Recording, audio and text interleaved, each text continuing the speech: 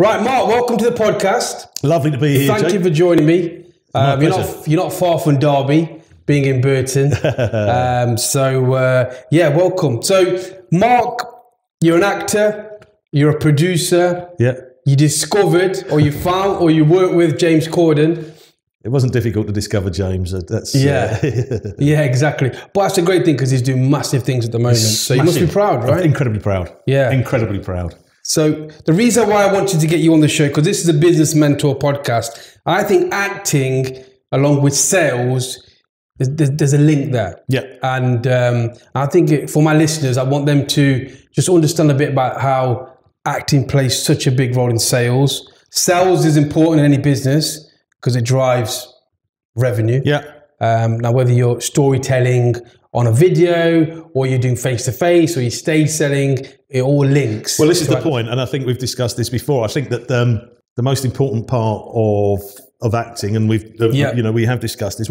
Actors are storytellers, right? Human beings are storytellers. It's our natural state. That's how we communicate with each other. Yeah. Right back to cavemen and women days when they're sitting around an imaginary campfire, let's put it there, and they're before the written word, they're trying to communicate to the other members of the tribe where they can find the woolly mammoth or the lovely bush that's got all the berries and nuts on it and what have you. That's right, yeah. They've got to get that across, and they've got to get it out across in a memorable way.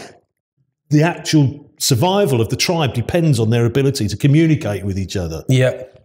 And get this information across. Yeah. So the ones that could do that were the ones that survived. Yeah. And they were our great grandparents. Yeah.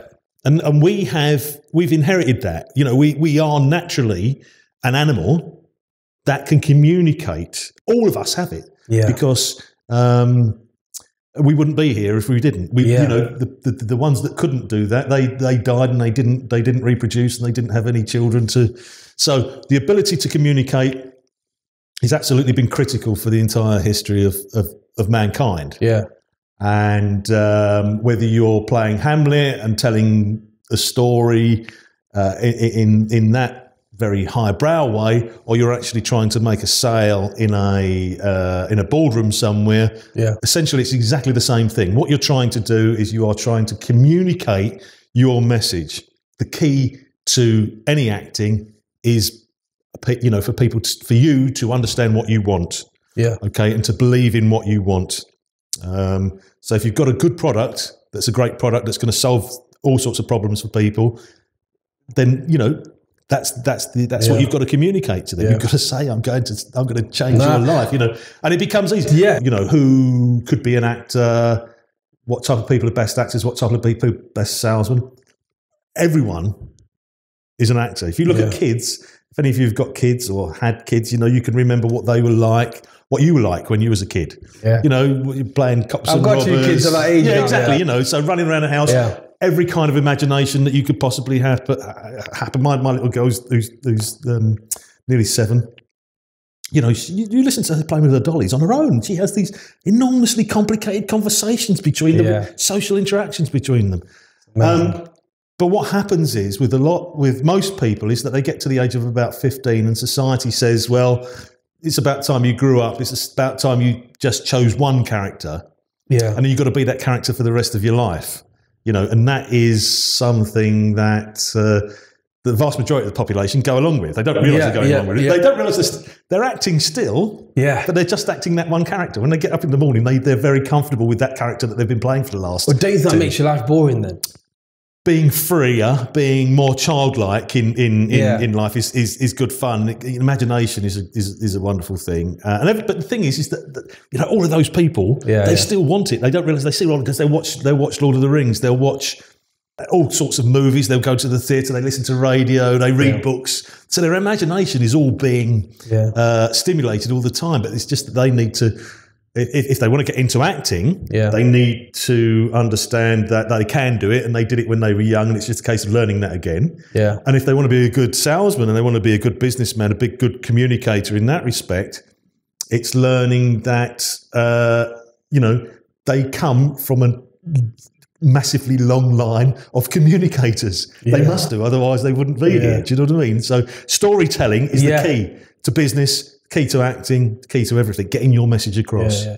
Before we go into your story and find out how you built this acting career up and producing career, just a quick one. So, you know, they say you could judge a book by its cover, or you can tell someone within the first 5 seconds, right? Yeah. So when you meet someone. Yeah. So if my listeners now want to make that impression, have you got any tips on that first 5 seconds, which is, I think, is pretty crucial? You know, is there any kind of tips that you can give? Well, I think the thing to remember is that the other thing about humans is that we've all got invisible antennae.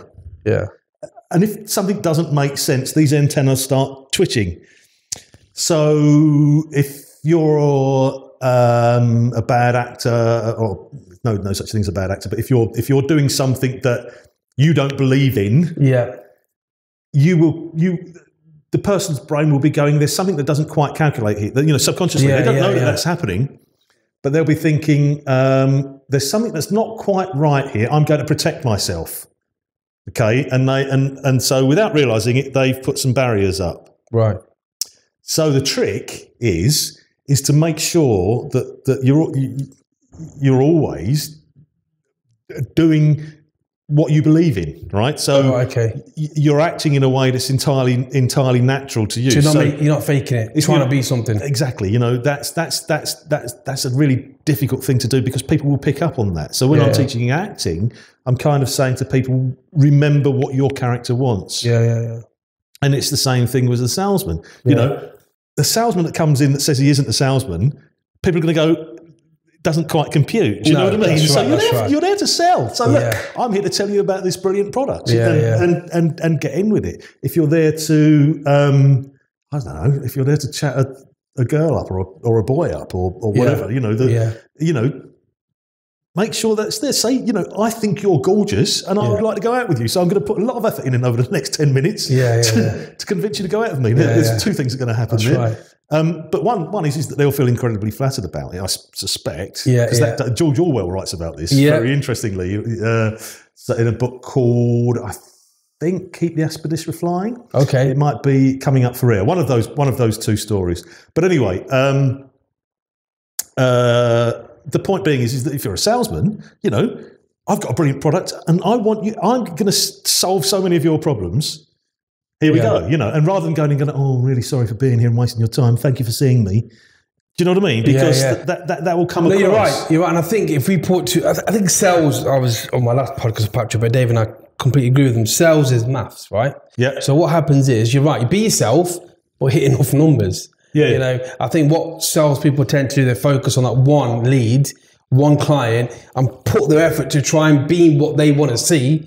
And when they don't, you know, get it, they get disappointed. Whereas if you hit, let's say, 50 clients, but you're being yourself, the numbers will determine your success anyway. Absolutely. I mean, that's and if you can't, there's a great story about Laurence Olivier playing Lear, I think, and he came off stage. He finished the show, and there was a massive round of standing ovation. The whole audience up, brilliant, wonderful. He got 10 curtain calls. I don't know how many, but he went backstage, and someone went into a dressing room, and he was in there crying. Right. And they said, "But why are you crying? You should be really happy. You were brilliant." Yeah. He said, "Yes, I know I was, but I don't know why." Right. The point I'm making about that is because he wasn't focused on impressing those people in the audience. Right. He was focused on what his character wanted in that play. Yeah. And they just bought anyway. Right. So that he wasn't selling to them. He was doing what he was doing. Yeah. And they all bought it. Yeah. He wasn't trying to sell it to them. That's right. Because if he was trying to sell it to them, they would be more conscious of that. They would be too pushy. But actually, because he focused on the benefits, he was focusing on what he was doing there. Yeah. Everybody thought it was a brilliant performance, and they bought it. Yeah. It's antennas, isn't it? So you're saying everyone's got them. If he was trying to do something different, they would have picked it up. Absolutely. Whereas if he just focused on what his delivery, what they were there, and then people believe in it anyway. Yeah. So I think a lot of my training now is very content driven. Because give them what they want, they come to see first or come to hear, and then if they want to work with you, That's great. Yeah. Because I only want to work with people that want to work with me. Absolutely. Because you can't force someone to work, vice versa. Yeah. But then, that's an interesting thing. So just while we're on that, because I'm fascinated about this. Yeah. So Theresa May, yeah? I don't know when people are listening to this, but currently she's our Prime Minister. Yeah. What time is it? Yeah, she might have got to check the news. But as we speak, she is. Now, her body language to me, I'm watching her as a leader, right? I look at her and I just think to myself, I look at her body language, I think she's got it in her, but I don't feel the connection she's got as a leader. Absolutely. You see what I'm saying? Yeah. The charisma part. Yeah. She says all the right things, but the robot dancing, she gets it all wrong. It's a very difficult thing, because for antenna, but she's got this unfortunate facial expression that she's developed, which is a sort of a scowl. When she's listening intently, it's kind of, you almost get the impression that she's saying, how dare you ask me that question? And then she goes, and then there's a flip, and she goes, and whether or not that is what she's thinking, we're picking that up, we're picking that up, and I think probably because if you look at her and you look at David Cameron, Tony Blair, right? They say the same stuff, but for some reason, Tony Blair and Cameron, you kind of believe it a little bit more. Yeah. Whereas with Theresa May, I just think you're saying it because you want to have to say it. You're not saying it because you want to say it. And that comes to what you said before. Being truthful. Because really what she wants to say is, we don't want to go out. Yeah, what she's saying is that I'm your mum. I'm your. Sorry, this is political. We don't want to get there. But in a bit, what I'm getting from her is what she's thinking. It seems to me is, I'm your mum. You've made a decision, and I'm doing the best I can to give you what you want. In a way, I'm going to let you watch the television, but I'm only going to let you watch it for an hour a day. And instead of saying, well, yes, watch the television. Oh, by the way, we could go and do this after. Instead of saying possibly what she thinks is, you voted for Brexit, but probably we'll try and stay in as best we can. Instead of actually coming out and saying that's what I'm going to do. Back me or sack me. That's right. She's in the middle, right? There's this kind of, she doesn't really want to say that, I think. But anyway, that's a bit political. So just going over politics, it's a bit like someone who's in a job, they don't like it, but they don't want to lose their job. Absolutely. And I've seen it many times. But the reason I asked that question wasn't because I'm for or against Brexit or whatever. What's going to happen is going to happen. It's more a case of body language. Oh, absolutely. If she could have something, like I said, different body language, she'd be so powerful. Yeah. I tell you what, she's got the tenacity. Well, do you know what? She should have a good acting coach, shouldn't she? Theresa May, if you're watching, I'm not sure if it's available, but you can reach him out. So look, going to your story, because I want to I know a bit your background, but I want to go down where it all started. How did you get into acting and then become a film producer? Because the level from acting to film producer is a big level. And you've produced films with some mega stars in there. So, you've done it all. So just tell us where it all started, how you got into it. I mean, really, we all do sort of plays at school, and nativity plays and mummers plays, and I enjoyed doing all sorts of stuff like that, skylarking around, getting jokes, getting laughs from things in that. But when I was 11,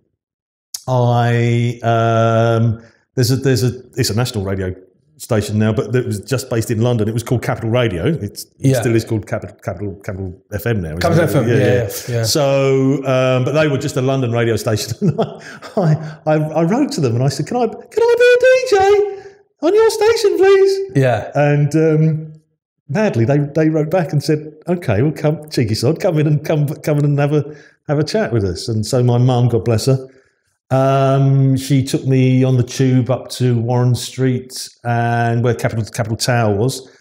And it wasn't an interview, I met them and what have you. And I went on the radio on a Sunday afternoon, about 4 o'clock, being junior disc jockey. And I think somewhere, maybe one of my brothers or someone's got something somewhere, some of the tapes of me doing that. And it really is, "Hello, this one goes out to my friend,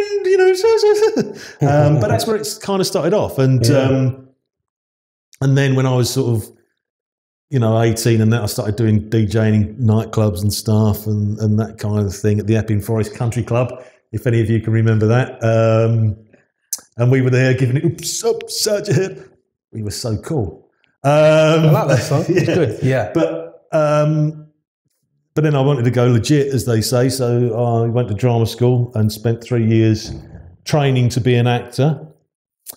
Came out of drama school very fortunately. Was got cast in the Bill. Got cast in some good plays.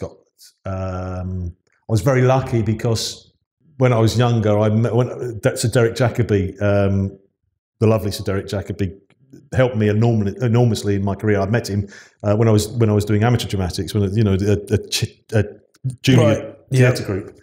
And he supported me a lot in my career.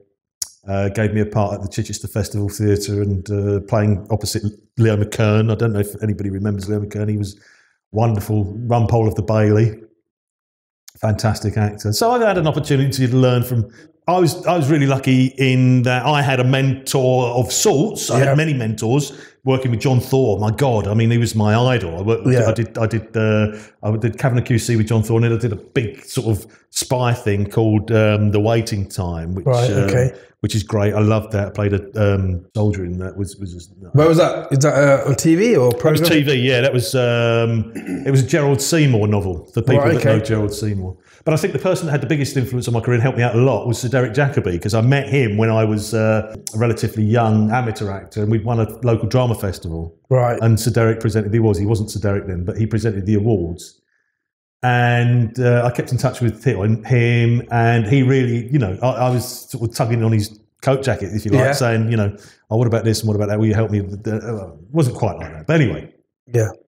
And he was very kind and gave me a lot of help and advice, but also helped me, put me in a position where I could take advantage of various things and know what to do. But this is the point. It's really interesting because you go, okay, so I'm trying to do that now. I'm trying to help young actors do that now. But or any actors. When I say young, I don't mean young in terms of age. New actors, just starting off. Exactly. Yeah. But it's kind of like, so I go like Sir Derek Jacobi, who learned from Sir Laurence Olivier, who learned from Sir Donald Wolfett, who learned from Sir Henry Irvine, who learned from David Garrick, who learned from, I don't know, going right back to Richard Burbage. I worked with Harold Lloyd.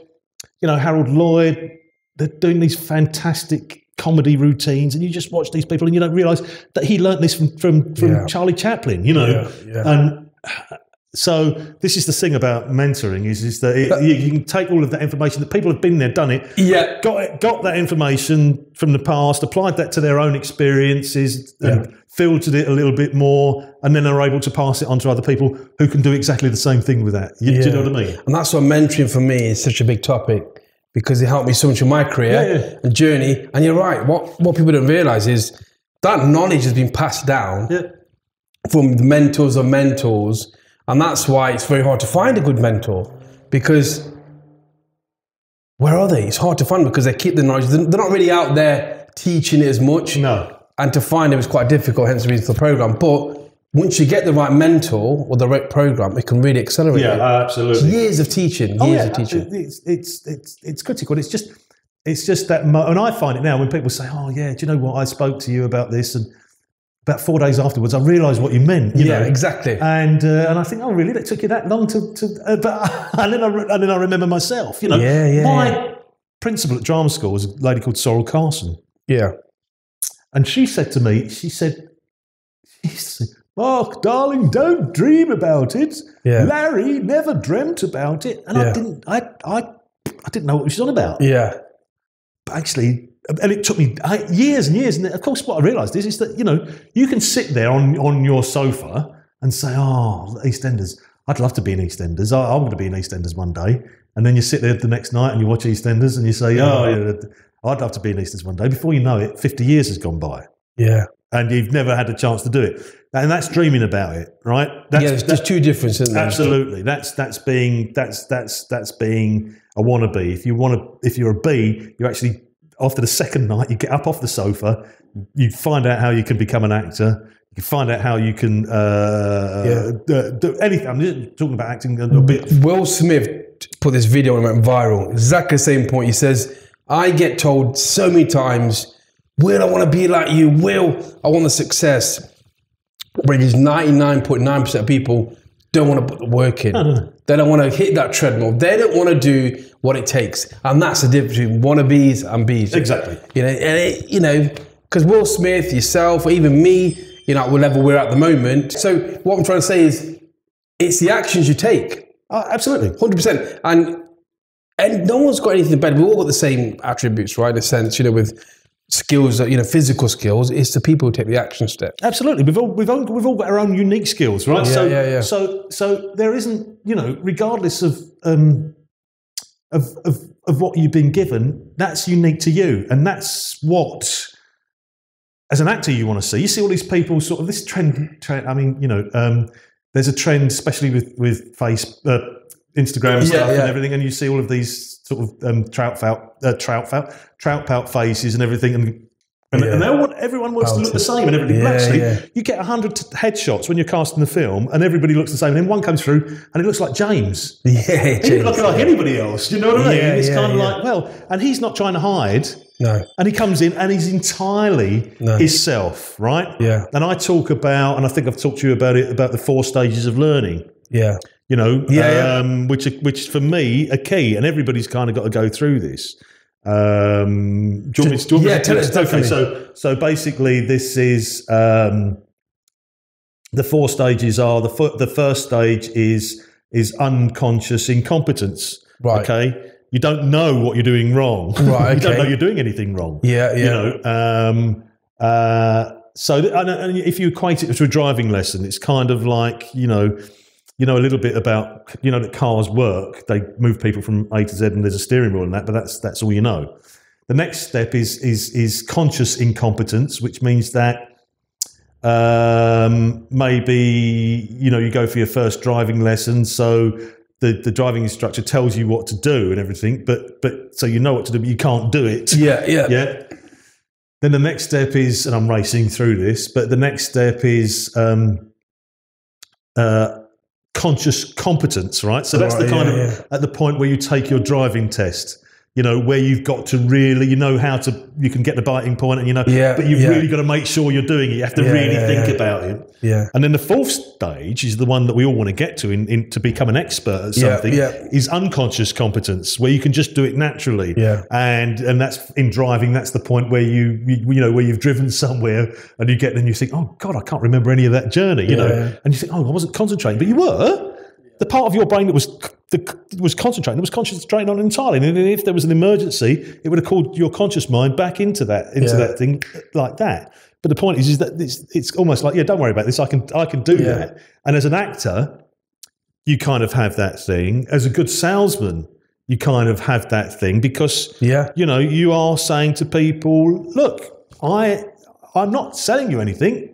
Do you want to buy from me? I've got this brilliant stuff, Do you want to buy it from me? And that's the way that these things. As a businessman, I suppose the best advice I ever got about any of these things, because if you're going into business and you need mentorship, and being in business, as you know, right, it's brilliant, but it's really hard. Yeah, of course. Okay, the best advice on this was you're either in the stand watching the match, or you're on the pitch playing the match. Yeah. Now you can be in the stand watching the match and be in your nice seat with your cup of tea or whatever, etc., or you can be on the pitch being kicked and spat at and punched and everything like that, because that's what's going to happen to you if you get into business, right? If you get into business, you are going to lose night's sleep. You are going to, you're going to be worried. You're going to have loads of problems that are coming up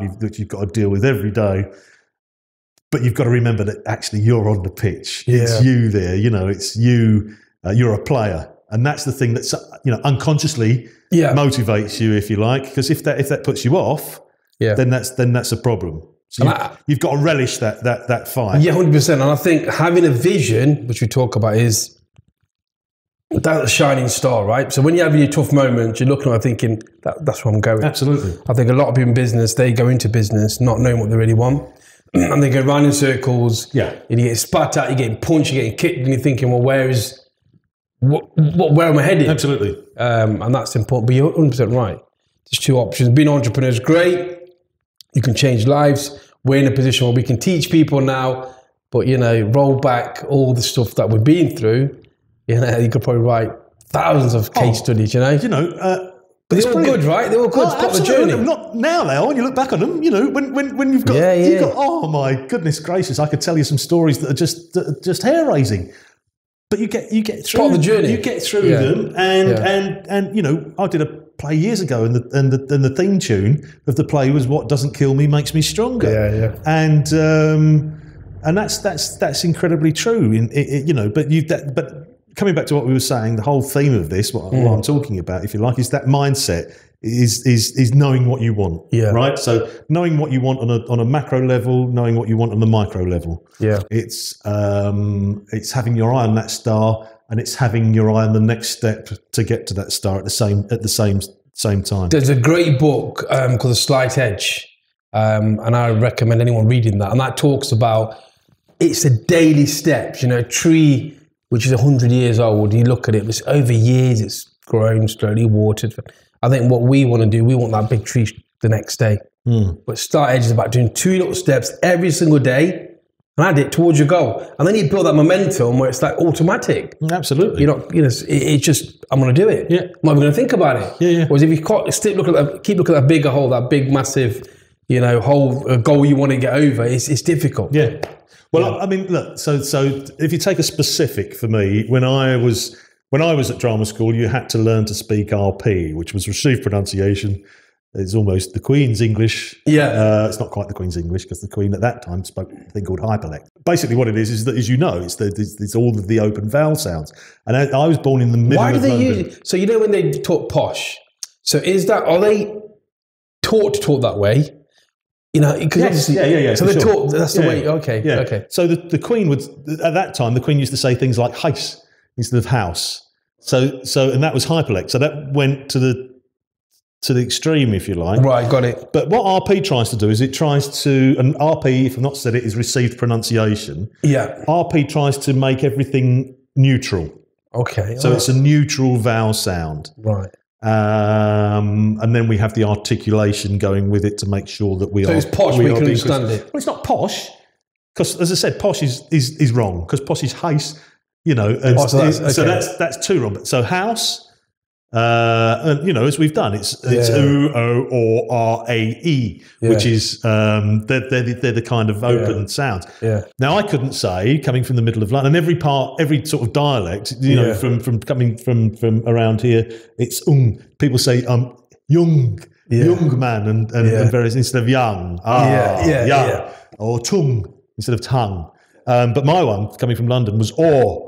Right, so I couldn't say or. What, mate? I used to say or. So that would be the door. And I had to really struggle to get them, really, really, really, really work hard through this learning process of conscious competence, et cetera, et cetera, et cetera. And what happened in the end of it was that I became unconsciously competent in it. So naturally, I would say or instead of or. Then what happened? The first job that I ever got was in the bill. The first professional note that I ever got was, "Oh, Mark, could you make him a bit more Cockney?" So I had to unlearn everything that I did again. And then now, when I live in Derbyshire, my wife says that I speak with a more pronounced Cockney accent than I ever did before because I put it on for people because I like entertainment. That's get out of my pub. So you've been on big TV shows. So when you obviously casted for them, right? Do you do loads of casting? Do you go through loads of you know? Yeah, well, you use a casting director who recommends people. So for an actor, that's one of the things. The things is about for acting. What I teach is the critical things are acting technique, which is things like voice and various things like that. Acting art, which is the ability to play a character and know what you want, and then the business of acting. And the business of acting is knowing how you can get jobs, exactly the same as anybody else, right? So an actor is a company. I always remind people that they are entrepreneurs as actors, and they are exactly the same in the same way that if you're selling recruitment, if you're selling houses, if you're selling widgets, whatever you're selling something. Actors are selling themselves, they're selling their services, and they've got to remember that, you know, because otherwise you can be the best actor in the world and nobody knows who you are. Yeah. So one of the parts of being an actor is to make sure that casting directors know who you are, so that when I go to a casting director, he can say, "Oh, what about this actor?" or she can say, "What about this actress?" or not. You know what I mean? Yeah, and I get that. It's an interesting thought, because I'm thinking, with the social media side, and I can remember I've been to charity events, and we all look at followers now, your growth, and that's your audience, right? Yeah, absolutely. And I've probably got, on some cases, twice as much as followers on Instagram than some people who actually been through TV, if that makes sense. Mm-hmm. How do you think that's changing now? Because, because now you can build your own brand and not even have to go through the old Absolutely. way. So how's that changing? Because I don't think it's changing particularly. I mean, it's very interesting at the moment. You might be watching this in years to come, and he's a big star. But at the moment, we've got in Strictly Come Dancing. At the moment, there's this bloke called Joe. I forgot what his surname is. Sorry, but he's a YouTuber. Yeah, that's right. Yeah, nobody had heard. Obviously, millions of people had heard of him because that's his YouTube audience. But he was and he's incredible. I went back and looked at his early YouTube stuff, and it's brilliant. He's a very good natural performer. Yeah, Joe Sugg. But he has risen to prominence by promoting himself on YouTube, and he's very good. But there's for every Joe Sugg, there's hundreds of people who think that they're good and haven't trained and applied themselves, and because I was rubbish.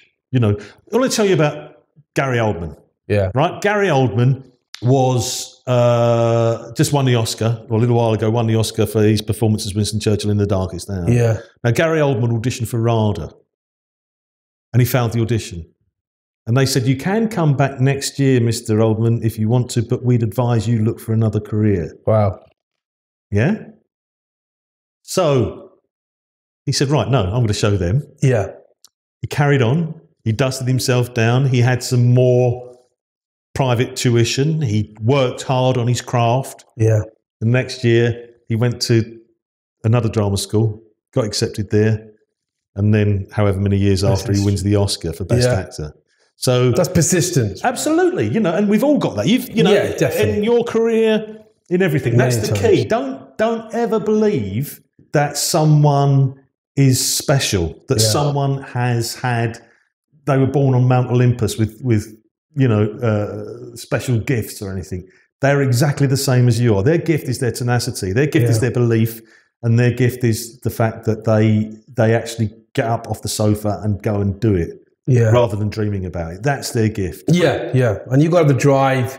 And everybody's got that. Just got to just decide to do it. Yeah, ignite you in a potential, really. Everyone's got it, right? The amount of people that say to me, "Oh my God, Daniel Craig." Yeah. As if, and I'm not saying he's not, but as if he's like he's from Mars or something. Yeah. He's just a bloke who decided that was what he was going to be. When we first met, all of us wanted to be James Bond. James Bond, yeah. And he actually managed to go and get it. Yeah. And he deserves it because he's worked really hard on it. But the point I'd have to bash this into people. Yeah. It's the most important thing to remember is that he isn't any different from you. No, that's right. Anybody watching this, anybody listening to this, you can all do it. There isn't a special gift. The gift is tenacity. The gift is passion. The gift is belief. Just get up, believe in yourself, work hard, train hard, learn the business, and get out there and do it, whatever you're doing. Yeah, and get the right knowledge. Absolutely. And I think my success was down to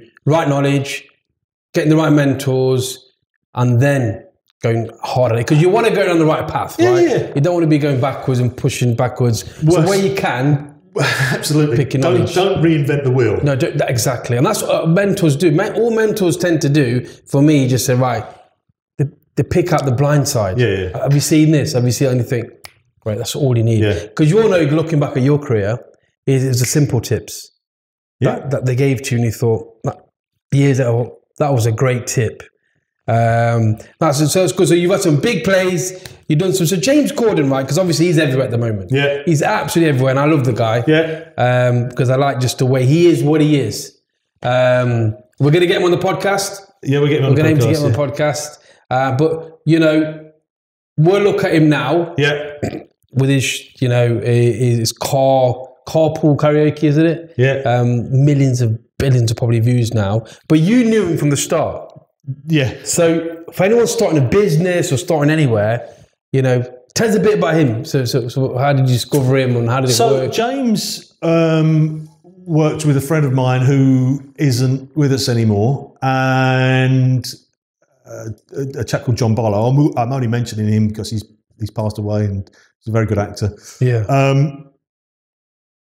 A dear friend of mine. Anyway, but I was watching John in something, and there was this young kid, and I thought, he's really, really good. And anyway, I didn't think anything about it. And then a few years later, there was a part that I wanted to cast, which was for this. In the film, if you haven't watched it, Sam, who James plays, is he's a nice bloke, but he's got no self-confidence, and he really fancies this girl, but he never thinks that she would fancy him and everything. Yeah. And she's going out with this rich idiot, you know, and all of that sort of thing. And it's the same sort of thing. Eventually, you know, he wins the girl because he's a nice person. Yeah. So, because he plays what he wants. But anyway, this part, I had this part, and I said to the casting director, I saw a chap working with Jonathan Barlow in this play. Who was it? And she went away and found out. She said, it's a young bloke called James Corden. And I said, well, let's have him in for an audition. And he came in, and, you know, he just blew us away. This is the thing about unconscious competence, right? So James came in. This is a tip if you're an actor or a salesman or whatever. If you go into an audition or a sale, person on the other side wouldn't be wasting their time by seeing you if they didn't want you to solve their problem for them, right? So they've got a problem that they want you to solve. You've got to remember that to start with. So, and if you come in trying to impress them, it comes back to that antenna. Try and justify it to them. Why are you there? Exactly. You've already done that. Exactly. You're there for a reason. Exactly. Right? You know, so it's a very difficult. Now, you obviously make allowances for that in a casting situation because you know. But when somebody comes in and they just go, "Oh, hi guys, this is a great film, isn't it?" You know, or whatever. You know, it's like, "Wow, he's a brilliant part. I'd love to play this part because what I do is I do this and I do that and I do the other." Yeah. Anyway, you know, and he was someone that you just immediately wanted to work with. Do you know what I mean? It's kind of rather than someone who comes in and says, "Oh, you know, please." It's a difficult thing because we've all been in that situation where we've gone in and said, "Almost, please give me this job." But you've got to strike that balance, and James was very quickly able to. Why was that? Natural confidence, or because he'd done? You know, was it his previous roles he'd done? Or I'm going to cut back to that Laurence Olivier story, right? Because all he cared about was part. He wasn't trying to big himself up. Yeah. He wasn't trying to say, you know, I'm really cool, or you know, you really need to cast me because don't you know who I am or anything? Because he wasn't anybody at that point in time. But but the point being is that his only focus was on that part, right? So there were no antenna that went off. There were no alarms that went off. Yeah, he was a nice guy. He wanted to work hard. He wanted to find out about this character. He wanted to know from the writer what the writer was thinking of it. He wanted to know from the director what the director was thinking about it. He wanted to know from me what I was thinking about it. Yeah. He wanted to know how much we were going to pay him. Yeah. Fair play. Yeah, no, he didn't. But and his agent was on the phone, wanted to know how much we were going to pay him. But that's a different kettle of fish. But you know what I mean? It's it comes back to that. It always comes back to the if you can focus on the job in hand. Focus on the job in hand. Yeah. So don't think about, because that's what messes you up in all the voices. Even I talk about visions. We just done a train to live a little bit of training and discovery about mentoring.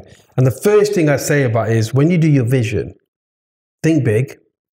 Stop the chimps in your mind stopping you from thinking that vision, right? Because think about yourself. Think about myself as well. When I ran a business and we put quite a big standard, is I never believed I could do that in a sense at the start. But the good thing is my vision, I could build that big vision without worrying too much about it. Does that make sense? So, same example here is don't overthink things. Just focus on what you're doing, create that big vision, but focus on your daily goals, and you'll get there. Oh, absolutely. And that's why that's why I want to get you on the podcast, because there's so much synergy between what we talk about. Yeah. Different fields, but it's the same thing. It's exactly Performing, the same thing. Giving people they want. Storytelling. It's that's the critical part. It's the ability to communicate a story, and maybe in the future we'll work a bit more on this. But the ability for salespeople to be able to communicate a story effectively is critical, because it comes across in their body language, in their belief, as you said in Theresa May. And it comes back to James walking into that casting room. And I can remember it, and I'd seen, I cast Tom Myson in that film. Now, Tom is Ichabod Crane in the big Sleepy Hollow Netflix series now, and that was one of his first roles, and he walked in as incredibly good-looking, rather gauche boy, and, and I cast him in a very small part, but again, I wanted to kind of, he's got, and now, look, he's, that's wonderful. It gives me an enormous sense of pride, again, seeing that. But James coming in, just saying, right, rolling my sleeves up almost in the audition, saying, right, how are we going to play this part? What do we want from this part? And it was just brilliant, because we're already working with him in the audition, in the interview, in the sal. So those are key things. Focus on the service rather than the outcome. Do you think that is the reason why he's probably, that little trait there, like you said, he could just go in there, focus on it, is why he's probably seen so much success now? Yeah, of course. Because when you're watching him, it's like, I'm having a laugh, but guess what? He's having a laugh. Yeah. And it's so natural, right? And I watch some actors, I'm not saying I know how good and bad they are, but you can see the ones that are trying too hard. Yeah, posers. Yeah, posers, like trying to do it, where he's just like, I am what I am. Yeah. This is my role, get on with it. Love me or hate me. The minute you do that, then you've got an advantage. The minute you do that. Yeah. And that's not easy, by the way. It takes time to try to, we just say, that's a skill in itself, isn't it? You've got to mine it, right? So as any kind of trainer, as any kind of coach, you've got to mine it, because it's there in people. You've just got to dig it out of them. That's right. You haven't necessarily got to teach it to them, because they already know it, but they've buried it. Well, you mentioned, and we've had a conversation about this, until you're 7, like my daughter's going to be 8. So I'm trying to keep her very, very role-playing. She's doing some acting stuff. Because after sort of 7 or 8, you start then going into that tunnel vision of what the society wants you to be, and you forget the role playing. And that's what I'm working on, getting that back. And a lot of but we did it at school. We did it, and all of us, I'm sure anybody watching this would remember, anybody that was slightly that didn't conform, they were crucified, weren't they? You had to be a cool kid, or you had to be, for God's sake, what was that like? It was hell, wasn't it? We all thought it was hell, even if you were one of the cool kids, because it's not really our nature to be like that. We are all a bit mad. Well, it's interesting. If you go back to school, if you can remember when we were younger, like 8 or 9, everyone was having fun, right? And then you watch it how I'll meet with some of my friends, they're so quiet now. But yet when they're younger, they're full of energy. It's like they go under a rock, under a shell. That's society in a sense. So it's getting that back out of yourself. Absolutely. And that gets you that James Corden's probably just all along probably been a joker anyway. But he's worked on his skill and his craft, and look at him now. He's doing what he loves and he enjoins it. Good stuff. And but I just want to say one thing, because if we're talking about Daniel Craig, now Daniel Craig most people see Daniel Craig as James Bond. James Bond is the character that he's playing when he's playing that is a very cool, calm, collected psychopath, isn't he? James Bond. But actually, Daniel Craig as a person, I've seen, is just the same kind of person as James Corden. In the same, what's he like then? What's he like as a person? Just lovely. It's exactly the same. Energy, I suppose, is the right word, because it's focusing on. There isn't a pretense, if you like. It's not. He's not trying to impress necessarily. And as a result of that, impresses even more. Do you know what I mean? And we're getting him on as well. So we're getting him on as well. He's a different kettle of fish. So work with them kind of people. You've worked with some greats. James Bond is probably like Wow, you know, like you said, when we look at him now, from the outset, that's in retrospect. but you kind of know. Exactly, but from the beginning, you know, this is kind of thing. When you're working with Malcolm McDowell, Leo McKern, John Thor, Joanna Lumley. Oh my God, you know, getting to work with Jenny Agutter, who I had in a film. These people I hero worshipped, you know. But it's the same thing. They're just people, just a little bit older, you know. That's right. And so, you know, really, you know, that lottery advert, it really can be you. But the difference between the lottery, that's. How do you do? Okay, so that mindset, because that's interesting. Because Patrick Bet-David I interviewed just a few weeks ago, and I was very big in the US. He talks the same about not putting the importance on anybody. How do you get that mindset? Because, you know, is there a way, like some practical steps where you could probably hone in that skill? So when you go into a meeting, I can remember when I was tendering for contracts, I was like 23 maybe, Land Rover, Jaguar, and the big CEOs and stuff. Yeah, you know, I had to talk to myself in the car. And my mentor saying, look, I've got to go in there, I've got to be this different character. But I know a lot of people can't do that. So is there any things they could practice or anything like that? I mean, look, the practice is knowing what you want, right? So it's believing in your product, and it's saying to someone, for instance, you know, if you're talking to someone about an advertising campaign, if you're an advertising person, you say to someone, right, look, you can do it whatever way you want to. The way that I think you should do it is this. I'll do it any way you want to, but my advice is this, and this, because this will give you this advantage, this advantage, this advantage. And then shut up. And then shut up and trust in yourself. Trust that you're right, because they will pick up on that. Don't forget, coming back to what we were saying, you are there because they've got a problem that needs solving. That's right. You've done the hard part. Exactly. You know, that's you're either going to get the gig or you're not. You know, this is really important. Again, when I'm talking to actors, you know, I went up for a part very early on, and I really, really wanted this part. I didn't get it, and I was devastated. I didn't get it, and didn't come. Probably, you know, to use the expression, didn't get up for 2 days after. Locked myself in my room. I didn't quite, but it felt like that. Yeah. And then about 2 years after that, that director phoned my agent up and offered me a bigger part in something else, because even though I'd not got that job at the time, I hadn't realised it was just because I wasn't right for that part or whatever. Yeah. But he liked me and cast me in something else even bigger later on, you know. Yeah. So you never know what's going to come out of these meetings. No. You never know what the result is going to be. So focus on the process, focus on what you're there for, what problem you can solve for those people. Yeah. And as long as you're focusing on that, you can't go wrong. No, you're right, because I can remember there's one quote that sticks in my mind, and I used to always use it, because when I was starting, I was quite young, and in my mind I was thinking I am young, and I got told I'm young because that industry was, you know, but now it's cool to be an entrepreneur. 20 years ago it was a bit difficult, in a sense there wasn't the internet. But I can remember there's one quote, and it said, negotiate with confidence or don't bother. And that stuck in my mind. So every time I went to a contract, I thought, I'm going to negotiate with confidence, otherwise forget it. And I've seen so many salespeople go there, right, yeah, we want this contract, this is what we can do for you. You're right with that. Mm-hmm. No, I went to this, this is our rate, this is what we're going to do. We will deliver. Mm-hmm. What's your problem? Absolutely. And you know what? Sometimes you don't win it. But I tell you what, the ones we did win was because of that. Yeah. Because if you can't, and I look back now, and we talked, you know, recently about it, so I look back and think, you know what, the reason was, I was giving them that signal that I can deliver. Mm-hmm. And they needed that at the point. They want confidence, right?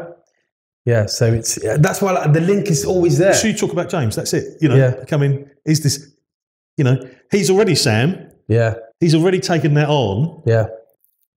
He's talking about, right, okay, when he does that, what does that mean? You know, et cetera, et cetera, et cetera. So the reason, again, you know, with the podcast and people, your different guests that I normally have, was literally, if you're looking to get into business, if you're looking to get into sales, working on your performance, the way, you know, acting people do in a sense, it's the same thing. It's a power, I won't say power influence because it's a bit powerful, but it's just basically getting your message across in a confident way that people then look at you and think, you know what you're offering, yeah, that's going to solve my problem. And that's all it is. Absolutely. And knowing your stuff and being true to yourself. Because you do that, guess what? It's easy to sell. You know? Yeah, I think the thing is that going back to the Lawrence Olivier thing, concentrate on the thing, people buy, you don't sell. Exactly. That's the critical part of it. And when I've recruited thousands in recruitment, but a lot of the times the reason people failed because they didn't believe in recruitment helping people. They just thought you're making a big fee of somebody, right? What they didn't see is you're actually getting someone to fit in that business that's going to take their business to the next level. And that's what the mindset was. And if you don't believe that, how will they? Exactly. And I always felt that we could deliver. And we did. So that's good. Yeah. So we could probably go on for 2 days on this. Yeah. And every time I talk to Mark, I'm fascinated. And I wanted to get him on the podcast because your career, the way you come across, and now with personal brand is you, right? Everyone's out there now with Instagram. You've got your own TV channels. IGTV.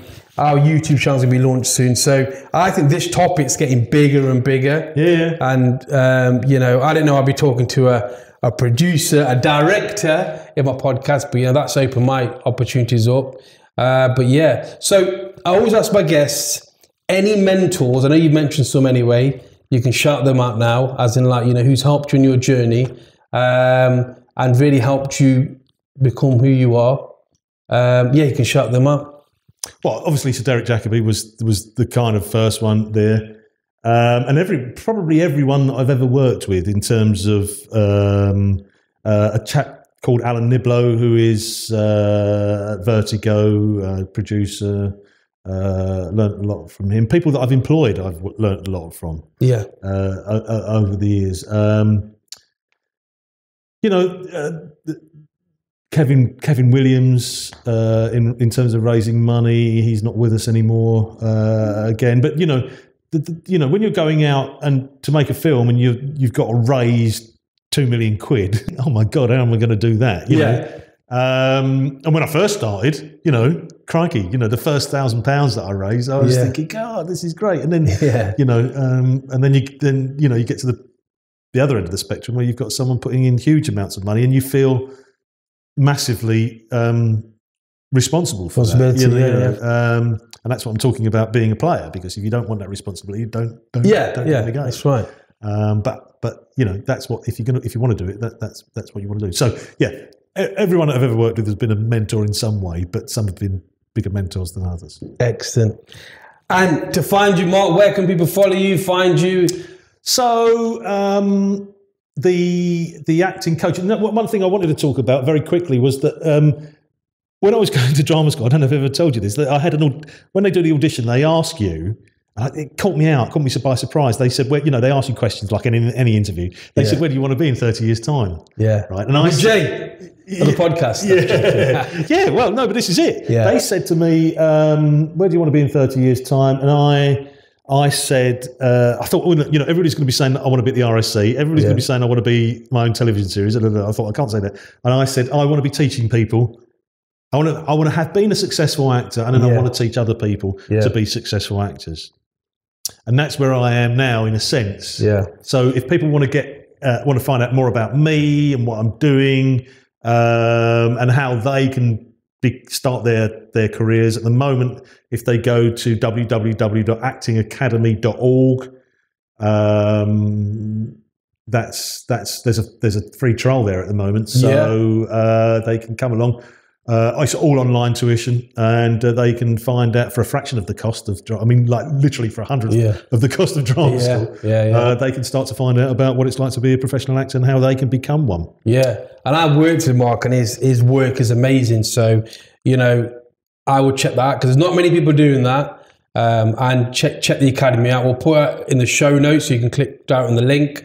It's free to join up, and God, what he's charging is way, way too low. But I know it's not going to stay that low for long. No, exactly. So take the opportunity, because them little skills, no matter what you do in life, they will help.